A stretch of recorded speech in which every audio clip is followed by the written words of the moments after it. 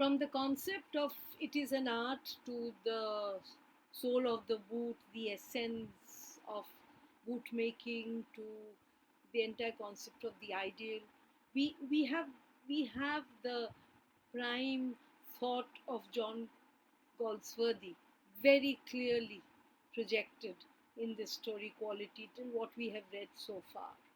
Like the Gessler brothers epitomized the concept of what we call as quality, synonymous to perfection, right? Now, in context of that, let us move forward. I'll bring you to page 26, if you please. In On page 26, you have this last paragraph where is given. One went in not as into most shops in the mood of, oh, please serve me and let me go, but restfully, as one enters a church, and sitting on the single wooden chair waited, for there was never anybody there.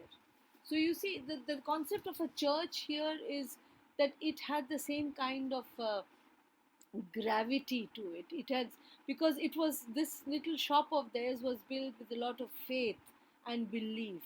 Now, here, don't think of church only as a religious institution. If you're a boxer, your boxing ring could be the church. If you are a chef, your kitchen, your gas stove, that area around could be your church. If you are an artist, your studio could be your church. So it is, the church is synonymous to a place which brings out all that you believe in, all that you think is uh, the epitome of your existence. That is the concept of church. So here the author says that you don't go into the shop as if, okay, come, let me buy whatever I have to buy and let me pay and get out. No, it isn't that. You wait, you want to be looked after, you look to be cared for. And also because there was nobody there, never anybody there.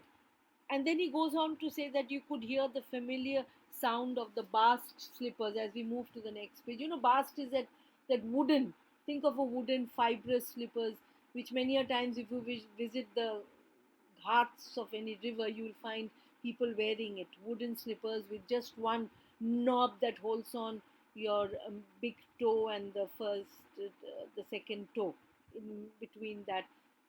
In Bengali, we'd call it a khorom. Yes, so it is the kind of slippers that you will make a lot of, like sound, like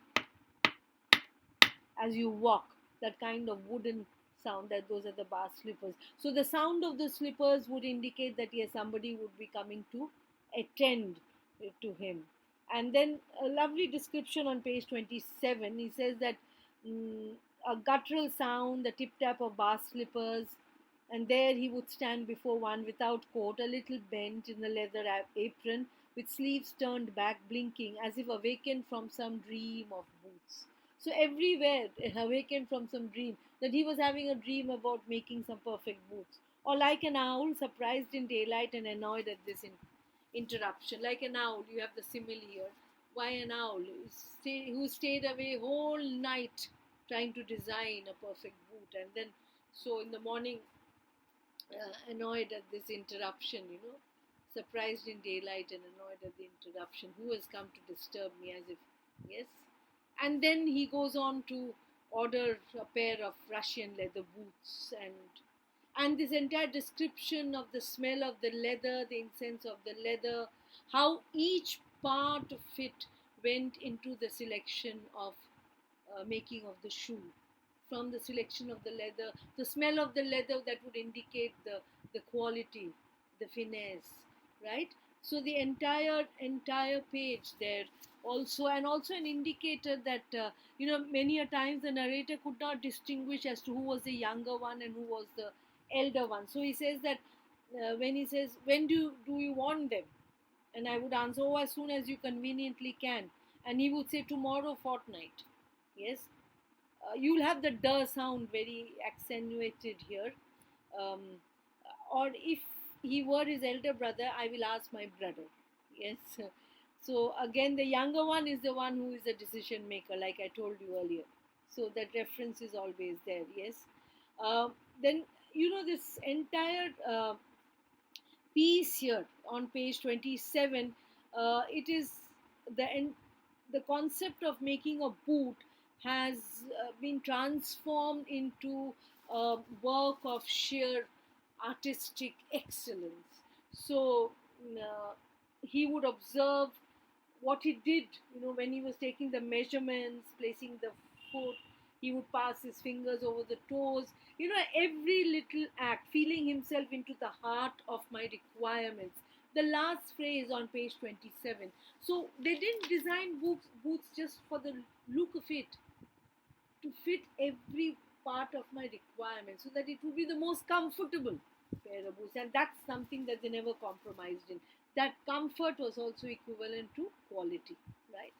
From comfort also equivalent to quality. Now there are two incidents on page 28. You must mark it. The first is the two occasions when he sort of probably annoyed the Gessler brothers.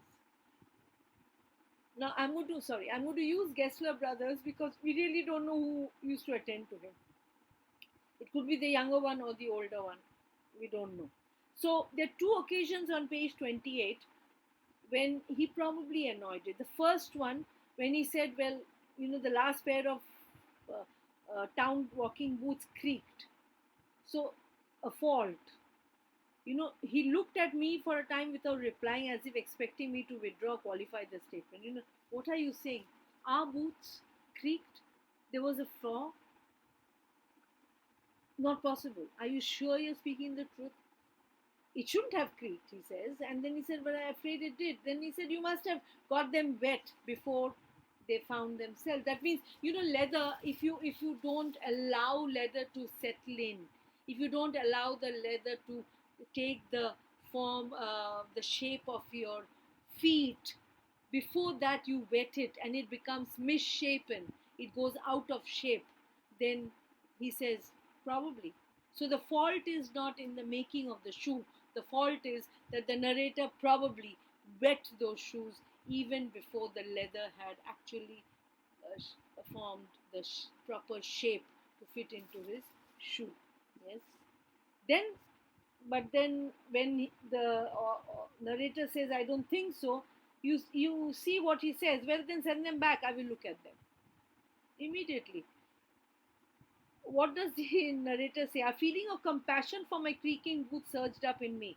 So well could I imagine the sorrowful long curiosity of regard which he would bend on them. Some boots, he would said slowly, are bad from birth. If I can do nothing with them, I take them off your bill. Very simple. He said, when he says bring them back, the narrator wonders now, what will he do with the shoe? I mean, he might be just looking at the shoe and wondering what's wrong with it. And probably he won't know what to set right because he believed that it was right. And then the next statement is of very great importance because it tells you the kind of the mastery of the art that the Gessler brothers have achieved. He said that, well, there are some boots which are bad from birth. From the day they are made, they are bad. So if this is one shoe that we cannot set right, you won't have to pay for it. Right. So the shoe that probably the narrator has used for many months, it doesn't matter. Because if we cannot give you perfect shoes, you don't pay for it. That is also that kind of you will not find you won't find people with this sense of justice when it comes to even selling a pair of shoes. Yes, it's not fair. You don't pay for something which is not the finest. Okay, that's one occasion. The second occasion is one day he came in a hurry and he wore somebody else's. He had bought shoes from some large firm. I went absent-mindedly into his shop in a pair of boots bought in an emergency at some large firms. He took my order without showing me any leather, and I could feel his eyes penetrating my inferior integument of my foot. The integument is the skin of the leather. That's the meaning of the word integument. The skin of the leather. He said, I could feel his eyes, like going through the leather because he had realized these are not the shoes that they have made. Those are not my boots. The tone was not one of anger, not of sorrow, not even of contempt. Yes, not, but there was in it something quiet that froze the blood. That froze the blood. That was as if those are not my those are not our shoes. It was as if you are guilty of wearing shoes that we have not made, right? It made him feel that guilt. His blood froze. So it was not anger, it was not accusation, it was not contempt, it was not sorrow. It was as if that made him feel guilty. Those are not our boots. Those are not the boots that we make. Yes. So how come you're wearing somebody else's shoes? So it's that kind of making him feel so guilty that he had the audacity to buy shoes from somewhere else and not from Gessler Brothers. Yes, it hurts you there. Those big firms are no self respect dash. For the first time, we get to see anger from the Gessler brothers. And also that he pointed out each flaw in that shoe, and he said these big firms, they have no self respect. They don't value their work. And for a, for this entire chapter, we will not hear any complaints except for this time. When they complain, they get it all. They get it by advertisement, not by work. Everyone is going to these large firms to buy shoes because they advertise well, not because of the goodness of their work, not because of the perfection of the work. That is important. Not because of the quality, but because they advertise well. And this is the modern world is made of advertisements. We are lured by advertisements. They take it away from us who love our boots. They've taken all the people who want to buy boots away from us. Nobody comes to us. And we who love the boots that we make each one with so much of love and care. They've taken all our customers away. It comes to this presently. I have no work. For the first time, the sorry state that people who actually are the true artists of the trade have been reduced to. Every year it gets less, you will see. And looking at his lined face, I saw things I'd never noticed before. Bitter things, bitter struggle, grey hair. They seemed suddenly in his red beard. The younger brother, yes. So you see, because the younger brother was the one who used to talk a lot. So he said for the narrator also, for the first time I realized, yes, I can see that they are not doing so well. I can see that they're growing old. I can see the pain. I can see the suffering. Yes. Uh, at best I could, I explained the circumstances. He tried to explain why he had to buy the shoes from the big firm.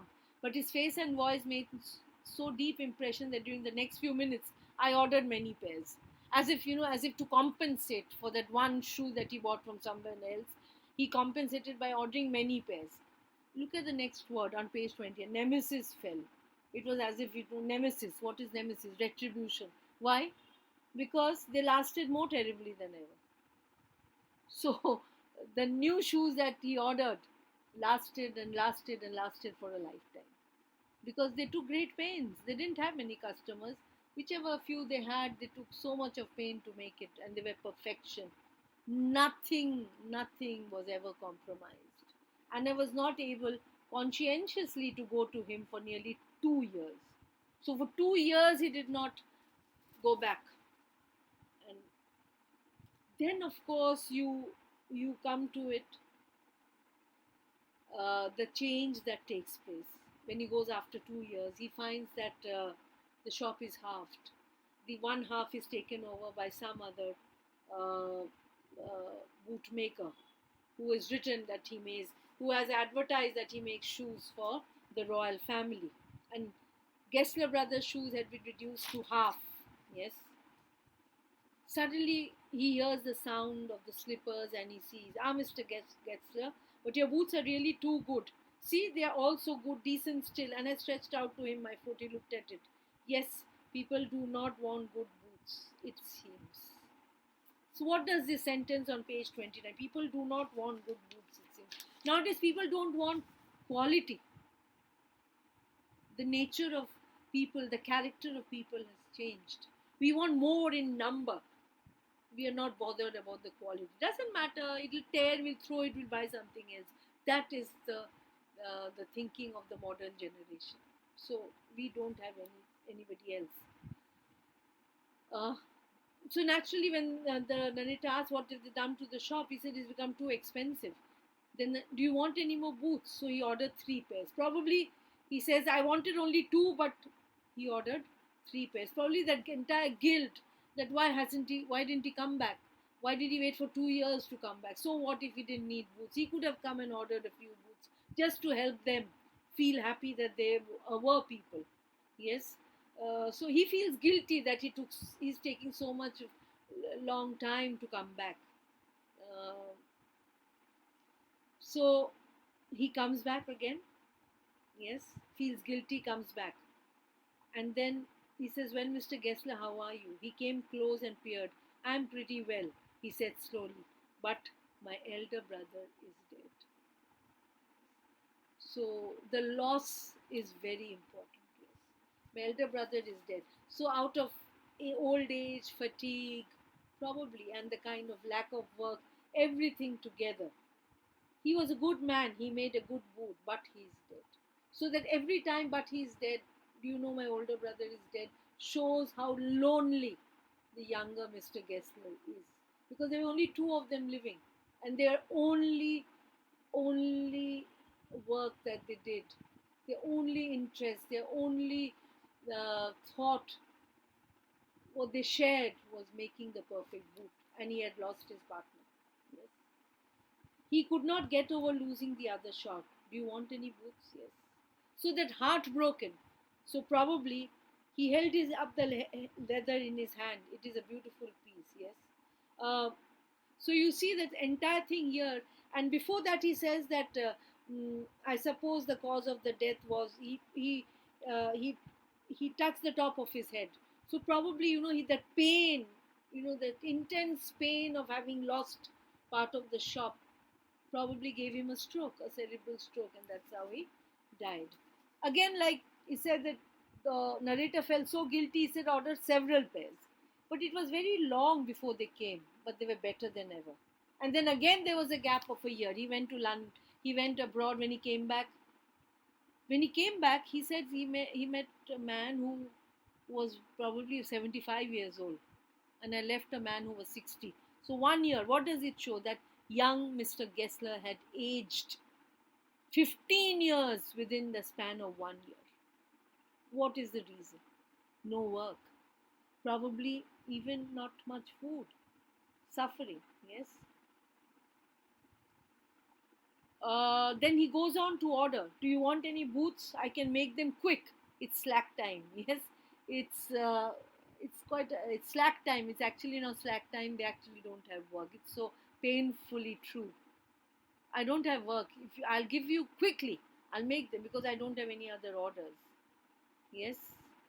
Again, he repeated, "I tell you, my brother was dead." Each time he meets the narrator, he talks about his brother dying, something that he just cannot get over. It's very natural, right?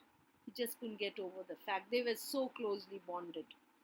I had given those boots up, and one evening they came. Opening the parcel, I said 4 pairs. He had ordered for 4 pairs out in a row. And what is important, he found the bill. Never before, if you take out page 32, never before had he ever sent the bill. If you see the next sentence, the amount was the same as usual. It's not that because he never got orders, he had increased, he had hiked the cost of the shoe. That never happened.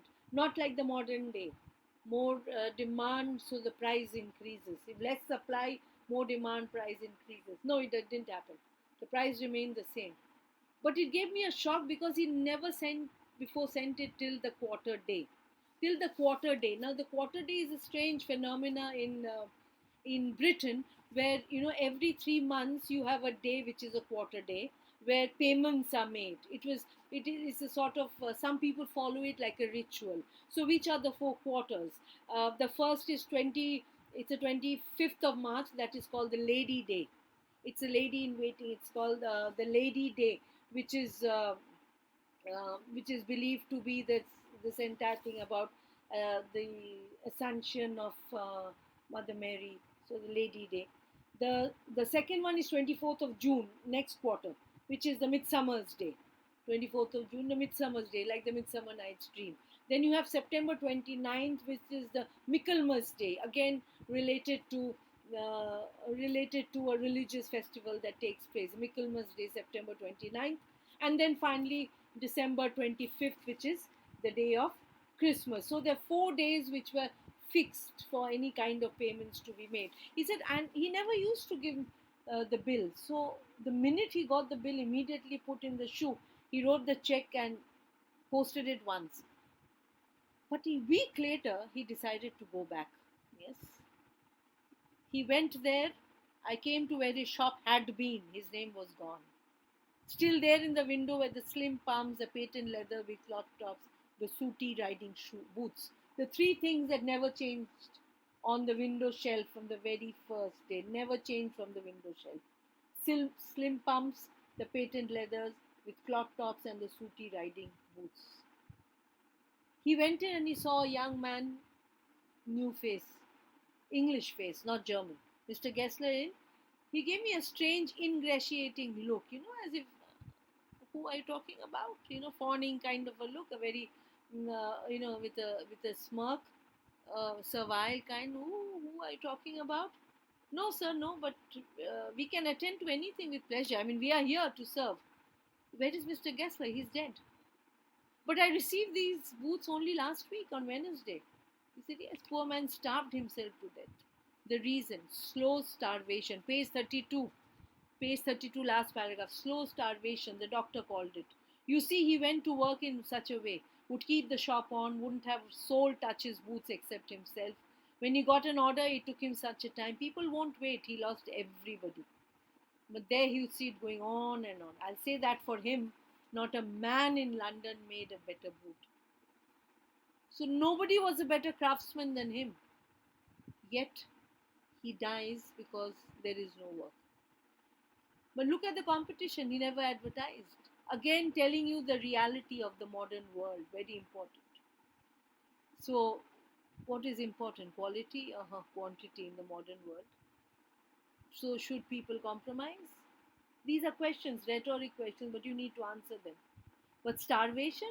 He said, yeah, I mean, of course, may not be starvation, but never gave himself time to eat, never had a penny in the house, all went in rent and leather. So he could pay the rent. Naturally, Western London, it's a prime location, and he bought the best leather. He never compromised on the shoe. Remember, never compromised on the leather.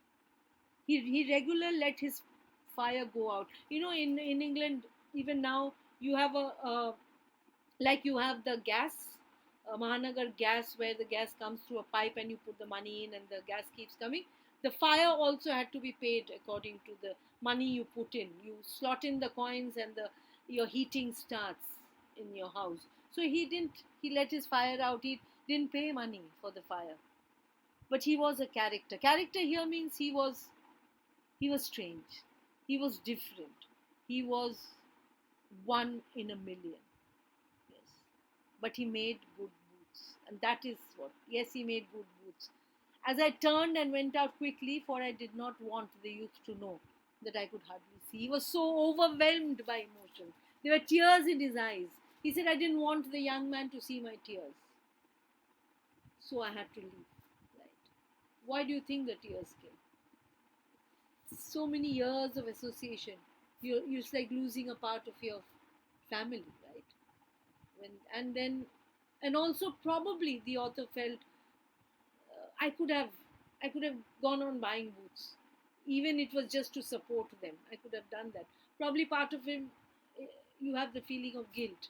We don't know, but a story that you have to reach certain conclusions about, especially when we come to the questions, which we'll do just now. Yes, as I switch on my the other computer, where the laptop where the questions are typed. Okay, first question. The Gessler brothers in John Galsworthy's story Quality were destroyed but not defeated. Justify this statement in light of the events in the narrative. Destroyed but not defeated. So when we come to destroy means what? Their shop was gone, elder brother died, the younger brother died, life ended. Yes. So all that they stood for came to nothing. What is the use? You might say. You are more practical, you are more rational, you are more of the modern century, children of the modern century, said they are fools, you might say. Yes, fine. So they were destroyed because they were fools. But they were not defeated. They never ever compromised on the quality of their work. And through your answer, you will show how the circumstances around, with new shops, advertisements, and their work, which was based on the best leather, never compromised on that. They took a lot of time in making the shoe that was ordered. The price remained the same, but the time was a lot that they took. All that, nothing was compromised. People started leaving them. Still, they didn't want to compromise. They never did till the very end. Yes, they were destroyed, finished. There is no Gessler Brothers shoe shop ever in West End. But nobody can say, like the young man said, but he made good boots. That nobody will be able to neglect, nobody will be able to forget. And probably that is what is important for the two brothers, that they would be remembered as being two of a kind, if I may use the phrase. It's one of a kind here, two of the same kind, who were perfection personified. Their work was outstanding. Yes, expertise never compromised, leather never compromised, perfection never compromised, excellence never compromised. Each shoe was an ideal. Yes. So, again, keep to the two terms and uh, justify the statement. You can't say they were destroyed. So, that gives you uh, reasons to accept what you believe in, but they were not defeated, and that is important. What is the second question? Sorry. What is the second question here? How has the author John Galsworthy brought in the essence of quality in this story? So, quality stands for excellent, quality stands for the ideal, quality is the soul of the boot, quality is the art that Gessler brothers talk about, brought in the essence of quality. And they give up their lives for quality. They never compromised. They give up their lives for quality, and that is important.